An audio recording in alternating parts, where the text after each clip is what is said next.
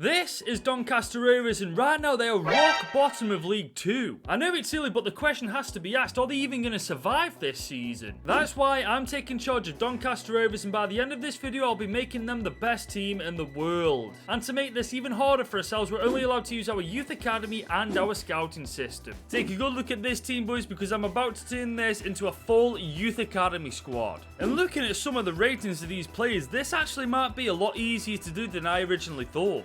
Our highest overall players are in their 30s, so their overalls won't last much longer either. And we've actually got a 49 rated player in Jack Goodman, man. This team is actually in the bin, isn't it? And yes, I've gone ahead and bought the best scouts I possibly can at this point, but that does mean there's a couple of rules we've got to follow. I'm only allowed 4 seasons worth of scouting with 3 months of scouting per season. And on top of that, I'm not allowed to revisit a country I've already scouted, meaning once I've been there once, I'm not allowed to go there for a second time or a third time. And looking at our academy before we send any scouts out, there's a couple of players that have got high potential, but their overalls absolutely stink. I mean, we will definitely promote every single player that we can, but realistically, there's only 2 there that can actually help us. But starting with the scouts, I'm sending one to Germany to find us a goalkeeper, because finding a goalkeeper this early on is literally so crucial. Next up, I'm going to go to Brazil to find somebody technically gifted. And I'm also sending a scout to Spain to find us a playmaker. And as you can see, I put every single Doncaster Rovers player up on the transfer list because, quite frankly, we don't need them because we're going to bring in youth academy players. And the good news is our first month scout report's back, so let's see who they found. So far for the goalkeeper, there's absolutely no standout players yet. But Brazil have delivered with Cal Branco. We've got a half-decent potential and overall already, and he's only 16 years old. And Spain look like they're doing good as well with Brace Morales, who's got a half-decent potential and overall. And the same applies to Gregorio Fuentes, who's only 16 years old too. But the big one is Felipe Ruiz, who's worth 1.7 million. That just says everything you need to know. And so far, we've actually done pretty well, getting 4 starting 11 players. And one of our youth academy players, Yannick Meyer, I took a look at his stats and he looks a little bit more like a centre-back, so I've converted him and he's going to turn into a 50 rated centre-back. It's still not amazing, but it's a lot better than 48 rated. And the second scout report for Germany isn't looking... Oh, Johan Kruger, a very good potential, so only 16 years old. Boys, Germany always deliver when it comes to goalkeepers. And Brazil have given us Edson Santos. He is only 15 years old, but he's with 925k already. This guy's going to turn into a beast. And Spain have given us Ismael Suarez. Again, 850k at 16 years old. We're getting absolute ballers from Spain so far. And while Santos isn't old enough for a call-up yet, Kruger and Suarez definitely are. And this is our third and final squad report for Season 1, so let's hope there's some ballers here. So we scouted Matthew Schneider for a couple of months now. He does look pretty good. I'm going to call him up. I'll be real though, Brazil have really let me down so far. There's only been like 2 or 3 players at best from this country. But we have found Danny Cordoba, a solid potential and overall at only 15 years old. And to be honest, those first 3 months haven't been as successful as I wanted. We have got a couple of decent players, but nothing what I wanted. And that leaves the team looking like this heading into Season 1. And as you can see, it's a bit all over the place at the minute.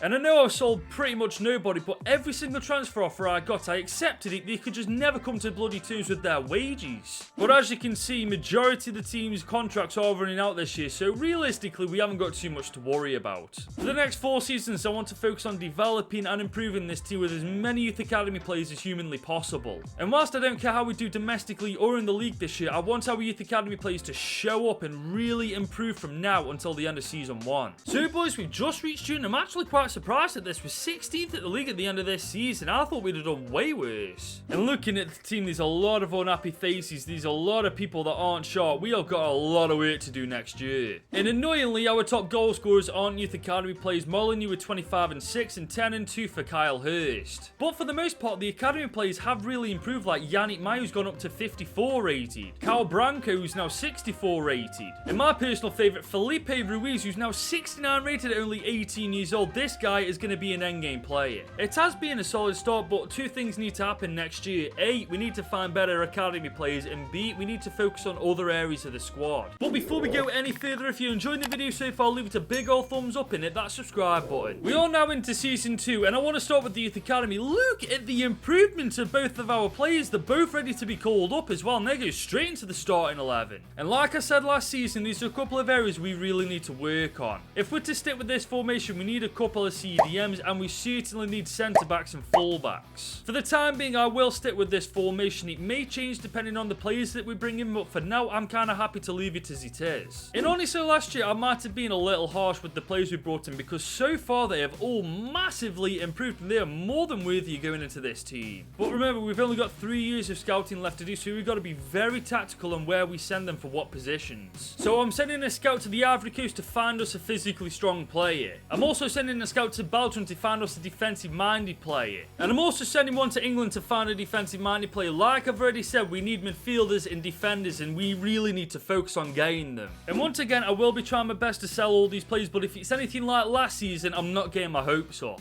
And boys, the Ivory Coast have delivered straight away. Jean Adou's Diakite, that potential and overall is actually stacked, and so is Daniel Doumbia, as they're both only 16 years old as well. But I have to say, Belgium so far have given us 5 absolute stinkers. But thankfully, England have given us Adam Hoodie, 17 years old, got a pretty decent overall and very good potential. And to be honest, all 3 of these can jump straight into that starting 11. Their overalls might not be good, but right now the team isn't that good either. And all we need now is 2 more youngsters, and we've got a team full of youth academy players. And in fairness, the team isn't actually looking all that bad for the start of season 2. Let's just hope it continues like this. And boys, the Ivory Coast has delivered again. Elaine Dembele, that potential and overall is ridiculous for that age. I actually love the Ivory Coast. And Belgium have finally delivered with Vincent Petit as a good potential, as a decent overall, 6'3" as well. This guy will be an absolute monster. And on top of that, we've got Kevin Verstraete, who's got a good potential and overall, as well as Adam Lejeune. These guys are honestly ridiculous. Belgium has really come in clutch this month. And Albie Blake from England looks pretty good, a solid overall and potential. It looks like this guy's a fullback as well. Look at this youth academy, man. A couple of 60 rated players already 16 years old. We are definitely getting ballers this time. And boys, we've officially got a starting 11 absolutely full of youth academy players. Now it's just a case of building these guys up and adding more quality to the squad. And just like that, this is our 3rd and final month of scouting in season 2. So let's hope that we've made this count. And this time the Ivory Coast really don't deliver, but in fairness to them, they've already given us a couple of ballers. But Belgium have delivered, giving us John Moreau, they've given us Felix Janssen, and also Vince Marchand. They all look pretty damn good players. And England have given us Matthew Faulkner and also Ronnie Curtis. One thing you can say about England, they constantly deliver ballers. And to be fair, looking at the players, they're not going to get into the starting 11, but we can certainly send these boys out on loan to improve away from the club. And honestly, boys, I give up trying to sell some of these players, man. They just won't leave this goddamn club. But now the team looks like this heading into season 2, and as you can see, the full starting 11 is full of youth academy players, and now the subs benches as well. We've done bloody well in only 2 seasons. But I don't want to push for promotion just yet. I want at least another year of scouting before we even think about doing that. This year, I just want these players to improve and develop as players, and hopefully by the end of this season, we'll have a full team of 60 rated players and above. Well, boys, we've just arrived in June yet again, and we were so goddamn close to the playoffs. We were literally 1 point off it in the end. Don't get me wrong, I didn't want promotion this year, but the fact we're getting that close already, that's a great sign of things to come. And looking at this team, boys, the improvement is genuinely insane. And behind the scenes, I did send a lot of players out on loan, and just look at some of the growth on these players, man. They have really showed up this year. Especially Elias Jensen, 14 overall growth this season, man. I don't think I've ever seen overall growth this high before. And check some of these stats out, all from our youth academy players. Our first 2 seasons in charge of Doncaster have been a pretty decent success. We've got a full team of youth academy players, and on top of that, they all seem to be pretty goddamn good players as well. But with that being said, we've only got 2 more seasons worth of scouting academy players, so we've got to make sure we make every month count. Now we're in season 3 with Doncaster, and the first thing I'm doing is calling up Elaine Dembele to the team. He's 16 years old and he's 62 rated. I think he's actually one of our better centre backs. And this is an update on what the team looks like, and for a League 2 team, I'd say this is probably one of the better squads in the league.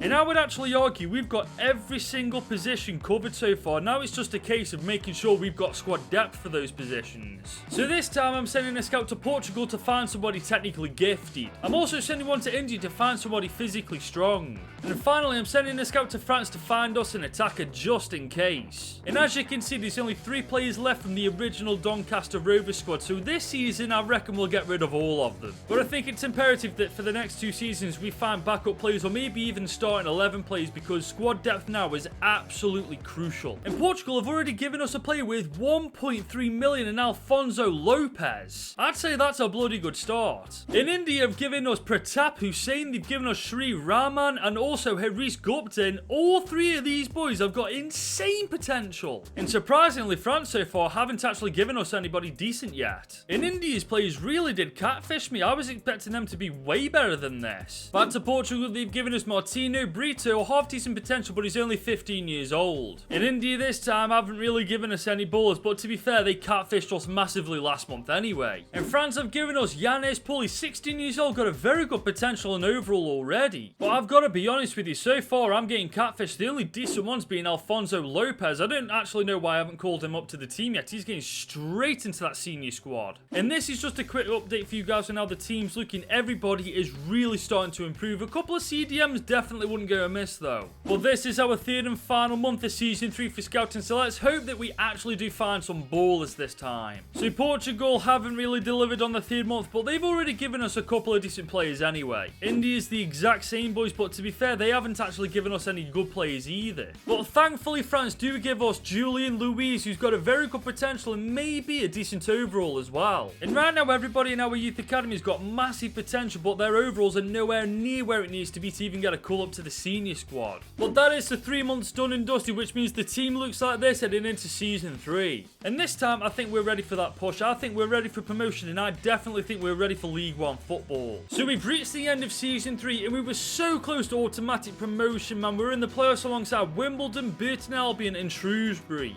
1 point though outside of automatic promotion, that just stings. But the good news is we're in the final after battering Shrewsbury 3-1 in the semis. Are we going to get promotion in the playoffs, or are we staying in League 2 for a 4th season in a row? We are in League 1 at long last. The first season we want promotion, we bloody get it as well. And looking at this team now, I've got a feeling we may potentially go back to back getting promotions to the Premier League. And I think I know who our standout star is going to be. Felipe Ruiz with 24 goals and 5 assists in 56 games. Well, we're 3 seasons in, we've got a starting 11, subs bench and reserves full of youth academy players, and we've just got promotion with them to League 1. I'd say that's a pretty good start. But we do have 1 more season left to scout, and honestly, I'm in 2 minds of whether to do that. So we're now into season 4 with the youth academy squad, and honestly, I'm going to call an audible. With the talent we've actually got out on loan right now, I think it's pointless scouting for a 4th season. Let's be honest, the chances are that we won't scout any players good enough to get into the starting 11 or the subs bench for that matter. All we've got to do is keep sending our subs and reserves out on loan, and hopefully they'll grow just as much as the starting 11 have been. And with us now officially being in League 1, I think you guys know exactly what I want. I want this team to get back-to-back promotions, and I definitely think with the talent and potential that's in this squad, we've got more than enough quality to achieve it. So we've just arrived in June once again, and we made short work of League 1. We're 2nd in the league at the end of this season, and we are once again promoted, this time to the Championship. And I haven't showed you guys what we've been doing in the Papa Johns because we only made it to the group stage. We literally made it to round 3 this time with the team we've got. We literally could not make it further than round 3. And looking at this team, I definitely stand by what I say. We're going to get back-to-back promotions. In stats-wise, everybody's getting in on the action. Just look at the amount of players that have got goals and assists this year. Granted, we have skipped the scouting on the 4th and final season of scouting, but we didn't need it. We've been promoted, for God's sake. That just proves it. Now it's just a case of keeping these guys happy, making sure they're on the right development plan. Hopefully the form will continue. They'll improve as players, and hopefully from that we'll get our 3rd consecutive promotion. So we're now into season 5 with this Doncaster Youth Academy team, and we are now in the Championship, 1 step closer to the Premier League. And looking at the starting 11, Petit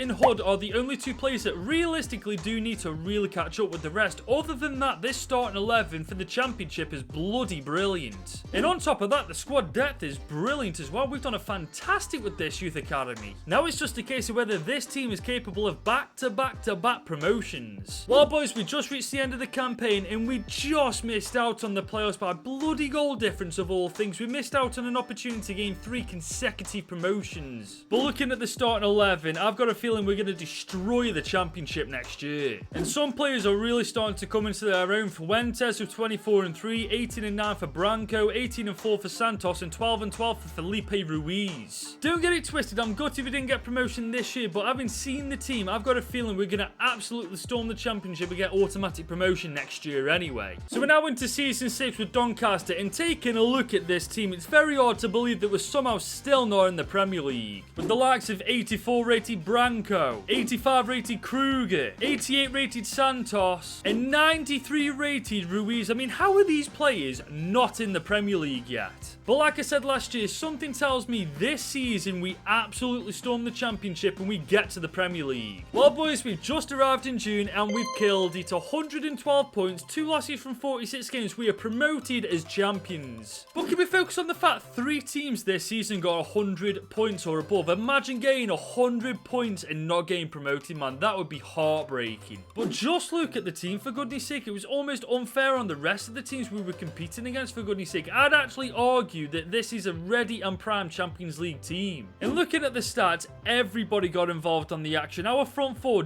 definitely know where the back of that net is. I called it straight down the middle last year that we were going to absolutely storm the championship, and we've absolutely smashed it. Now it's just a question of how this youth academy team is going to handle the toughest league in world football, the Premier League. So we're now into season 7 with Doncaster, and we are officially in the Premier League. And looking at the starting 11, I think we can consider this season a failure if we get anything less than European football. Don't get me wrong, I've been promoted from the championship before with a very good side and ended up crumbling, but this team is genuinely insane. So if we don't get European football for next year, I would consider this a massive L. So we've arrived at the end of our first season in the Prem, and we've got European football for next year. It might not be Champions League football, but we still got European football. The only downside is the Bottle Jobs won the Premier League by 7 bloody points this time. I swear to God, somebody EA is a massive Spurs fan. But saying that, looking at this starting 11, how the hell didn't we win the league, man? This team is ridiculous. And even in the Premier League, the boys still perform. Look at the stats from our players this year. I'm not gonna lie, I was quite happy with how we'd done this year until I saw how good the team is. I think we've actually kind of underperformed. But with us now being in the Europa League, if we could win that first time, that would be a humongous statement to everybody. So we're now into season 8 with the youth academy team, and I've just realised that this team has only won 2 trophies so far in 8 seasons, man. That's ridiculous. We've won the League 2 playoff and the championship. Other than that, we've done absolutely terribly domestically. I know that I haven't shown you guys, but it's literally because we got knocked out in the first round every single time. But surely to God, with this starting 11, we've got to be winning some trophies from now on. But with us being in the Europa League this year, I think it will change as we're in Group F alongside Rangers, Fenerbahce and PAOK. And you lot know exactly what I want. I not only want to storm the Europa League and win it first time, I want to win the Premier League, and I definitely want to win a domestic trophy. Well boys, we've just finished our second season in the Prem, and we've got Champions League football for next year, boys. I'm actually buzzing with this. I mean, I'd have been even more buzzing if we'd have won the Premier League, but we'll take what we can get at this point. The good news is we've absolutely destroyed Group F, and we are through to the round of 16 of the Europa League though. And we've destroyed FC Nordsjælland 4-1 in the round of 16. We go to the quarters. And there we'll absolutely demolish Newcastle United 4-2 on aggregate as well. And we've destroyed SP Charleroi 5-1 in aggregate, and we're in the final of the Europa League. You have got to be kidding me. We lost 3-1 to Villarreal. We're just destined not to win any trophies, aren't we? Can someone explain how this team hasn't won more than 2 trophies at this point? I'm genuinely so confused. But ironically, the stats are the best they've ever been. 30-5 for Santos, 27-2 for Fuentes, 13-14 for Branco, and 13-8 for Felipe Ruiz. Honestly, at this point, I'm just glad we finished inside the top 4, because one way or the other, we got Champions League football for next year. But then again, we didn't even win the Europa League, so our chances of winning the Champions League have got to be pretty slim. We are now into our 9th season in charge of Doncaster, and can we just appreciate how good this starting 11 actually is? Our 2 lowest rated players are 88 overall, man. That's the level we're operating at right now. But for some reason, this team's incapable of winning trophies, but hopefully this season that's about to change, because we are finally in the Champions League. We've been put into Group B alongside Fiorentina, Villarreal and FCSB. Now, I'm not saying we're going to win the Champions League this year, because our track record in competitions hasn't been the best, but there's simply no denying how strong this team actually is, so that alone gives me the hope that we've got a shot at it this year. So we're now halfway through this season, and we are smashing it. We are first in the league by 6 points, only losing 1 game from 19. But I'm not getting my hopes up too much. We all know our track record and winning stuff. But we've got 6 wins from 6 in the group stage of the Champions League, and we cruise to the round of 16. And so far, these two players standing out amongst the rest for Fuentes with 24-7 and 12-3 for Edson Santos. And this is an update on the starting 11 that's going to go into the knockouts. And with us not only doing well in the Champions League, but storming the Premier League as well, I've got very, very high hopes that we can go all the way this time in the Champions League. But who knows what's going to happen? We lost in the final of the Europa League last year to bloody Villarreal of all teams. And boys, in the round of 16, we've got a true baptism by fire. Real Madrid away from home in the first leg as well. It doesn't get much more difficult than that. But I've got to say, looking at that starting 11, our team is far stronger. Let's find out who is going to come out on top in the first leg. Oh my god!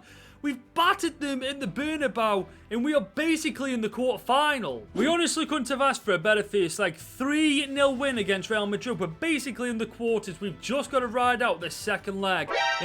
Oh my god. He's cutting it close, and then he's bloody doing that, but we are somehow through to the quarters. And next up in the knockouts, there's a team that in real life has just got themselves in the Champions League, Newcastle United. And whilst they have got a pretty good team, we've just beaten Real Madrid for God's sake, I'm pretty sure we can quite comfortably get past Newcastle. Why do I always bloody jinx myself? If we get knocked out by Newcastle after beating Real Madrid, this game is just all kinds of broken, man. Come on, oh, there we go. That's much more like it. A very convincing win in the second leg, and we go to the semis. And the final team we've got to beat before we get to the final is Inter Milan. And I'll be real, that team off first glance is kind of lackluster. We're away from home in the first leg. What's the score going to be? It's a 2-2 draw. Why do we never, ever make it easy for ourselves on this channel? We have come so goddamn far. Let's not fall at the last doodle. For God's sake, Doncaster from bottom of League 2 to the Champions League final. We beat them 2-0 in the second leg, 4-2 on aggregate, and we have got Doncaster Rovers to that final. And just guess who we're playing in the Champions League final? Bayer Leverkusen, my former bogey team. They ain't better become my bloody bogey team again in this final, I'll tell you that for nothing. And skipping to the end of the season, we finally won the Premier League. That's our third trophy won with Doncaster Rovers. It's about bloody time we won another one as well. And we could have had trophy number 4, but Man City beat us in the FA Cup final. You bloody tosspots. And just look at the stats at the end of the season. 35-12 for Fuentes, 29-11 for Santos, 21-19 for Felipe Ruiz, and 15-8 for Branco. I'm going to go out on a limb and say this is the most disgusting team I've ever created throughout the entirety of FIFA 23 so far. There's 2 players in that starting 11 that aren't 90 rated, man. That's how good this team is. And I know I really struggle against Bayer Leverkusen, but with this starting 11, I really fancy my chances. But even with this absolutely insane team, we've barely won any trophies, but we've got the chance to win the most prestigious trophy you can win at club level, the Champions League. Butters on the ball, the Englishman. Oh, we see that run from Branco. Branco, my days. It literally was that easy. Even against my bogey team, we split them apart in our first attack, man. This youth academy squad is cracked. I mean, until we're about 3-0 up, I'm not going to get confident. But yeah, that's a bloody good start. Felipe Ruiz, he's on his right foot. Oh my god. That was a finesse shot, but it looked like a power shot. Frimpong is through. Don't you dare. Oh, no. Please tell me. That's not a... We just got away with murder there. Felipe Ruiz versus Ralves. I'm going to put my money on Ruiz every single day of the week. The guy's 98 rated. He's going to go all the way. Oh, my God. Well, for starters, the keeper dived the wrong way. Secondly, Ruiz is easily the best player on the game at this point. Bayer Leverkusen's turn to attack. Morales is in chase of Frimpong. Frimpong is very quick though. Okay, forces the save from Kruger. Bayer Leverkusen still have it. Ralves on the edge of the box with the ball. We're surrounding him. Oh my days, this is too easy, man. Our squad is so goddamn overpowered. Now it's our turn. Branco is going forward. Santos has just received it. We're going to go for the cheeky... Oh my days, why did I dink it? Why did I do it that hard? Oh, what a ball that is. Ruiz cut inside, lad. Have it on you. Oh, there we go. Felipe Ruiz makes it 3-0, and that is the game dead and buried. Oh, okay, that came from absolutely nowhere. I mean, they get one back, but they ain't going to score 3 in the less than 2 minutes, are they? But that is full time. It didn't matter that they got one back in the end. We beat them 3-1 on the night, and we have made Doncaster Rovers, with a youth academy team, the best team in the world. And if you're still here, thank you so much for watching that video. But if you enjoyed that, you should definitely click here to watch me do this with Crawley Town.